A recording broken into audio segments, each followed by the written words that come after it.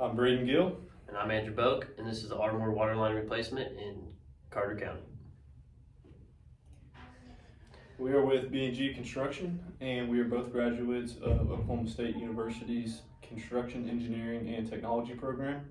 On top of that, we have several years working in utilities and mainline on heavy civil projects. So here's a little overview of our project. We are installing approximately 1,268 linear feet of C900 pipe, and there are various sizes, including 14-inch, 8-inch, 6-inch, 4-inch, and 2-inch pipe.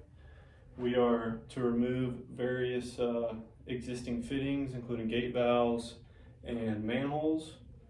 We are to tie into some existing water line to get it back into production, and we are installing new fire hydrants. Our total cost was around $416,225. For this project, a lot went into the traffic safety and the safety control as well. It's in the middle of Ardmore downtown, so a main street, and we had to, for multiple days, shut down traffic. We had to use a pilot car for that, and that's a big thing, and it's very chaotic. So you have to organize and plan ahead for that. We had to coordinate with the city because it's right there in the town, as well as the inspector on the job to get that smooth and no headache with that.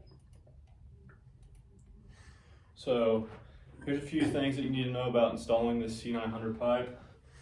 First of all, as you can see here, on one side of the pipe there's a bell, and the other side slides into the bell. You want to make sure that your bell is facing the high side so it does not hit up against the other pipe going inside. It's kind of hard to see here, but you want to put a thrust block like this that is full of concrete to prevent deflection on any bends, so 45 degrees, T's, 90s, anything like that. You use mega lugs to clamp down on the pipe and hold it, and then put a bolt into any fittings to hold the pipe into the fitting so it doesn't blow out. And then an easy way of setting your slope on these is you put a slope laser at the start of your run and set the slope for what you need, and then it shoots a laser down the pipe, and as you go on each section you can see the laser and make sure that the end of your pipe is where you need to be based on the slope.